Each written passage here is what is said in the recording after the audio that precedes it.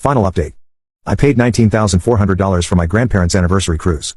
A gift they waited 38 years for. 2 days before boarding, my mom said, they wouldn't even appreciate it. We're going instead.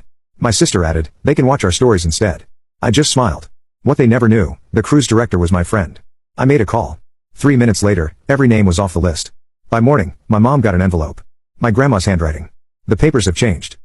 My hands trembled slightly as I turned to the legal document. It was a transfer of ownership, a small seaside home in Majorca, fully paid, in the names of my grandparents. I stared at it in disbelief. My grandpa leaned forward, adjusted his glasses, and his jaw dropped. This was the house your grandma always dreamed about, he whispered. The cruise was meant to be their first real vacation. But now, suddenly, they had something bigger, a future, a home, a place that couldn't be taken away by guilt, by pressure, by manipulation. A safe ending written by someone the family tried to forget. That night at dinner, I watched them talk about garden plans and sunrises and what color to paint the shutters. For the first time, they weren't reminiscing. They were planning. And for the first time, I didn't feel like a bystander in someone else's story. I felt like part of a new one. The days following the cruise were quieter than I had anticipated, almost eerily silent. The usual storm of calls, messages, and urgent pleas from my mother and sister had ceased. It was as if the sudden loss of control over the situation had left them stunned into silence, or perhaps for the first time, forced them to pause and reflect on the consequences of their actions. Meanwhile, my grandparents blossomed in ways I had never seen before. Grandma's eyes shone with a renewed light, vibrant and hopeful, as if a weight she had carried for decades was finally lifted. Grandpa, who had always been a man of few words and firm resolve, softened. There was a newfound warmth in his smiles and a willingness to open his heart to others. Their new home in Majorca was not just bricks and mortar. It was a sanctuary, a symbol of freedom and second chances, the beginning of a new chapter at a time in life when many resign themselves to the ordinary.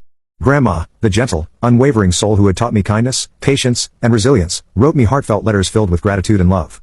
You didn't just give us a house, she wrote in one, her handwriting delicate but steady. You gave us hope, a chance to dream again, to believe that life can surprise us even at this age. Every word felt like a soothing balm, healing the invisible scars that years of hardship had etched deep within her. Grandpa, the man who showed me the strength in silence and the power of standing tall without shouting, found new purpose in hosting small gatherings for their neighbors. His stories of Navy days, of enduring hardship with quiet dignity, became the glue that held this new community together. Watching him share laughter and memories, I could see the pride in his eyes whenever he mentioned me, no longer as the son tangled in family drama, but as a man who had found his own strength and set boundaries with grace. My mother's story was far more complicated. She reached out once after weeks of silence, her voice tentative, carrying the unmistakable weight of regret and perhaps some recognition of the pain she had caused. Maybe I was too harsh, she said quietly. Maybe I didn't see things clearly. But years of manipulation, silent accusations, and a deeply ingrained sense of entitlement do not simply disappear with a few words. The past lingered between us like a shadow, reminding me why I had to protect myself. My sister, the loudest voice of entitlement in our family, sent me a message after a long pause. It was brief and tentative. I'm sorry. I didn't realize how much I hurt you. The apology was fragile, almost like a whisper in a storm, but it was a beginning.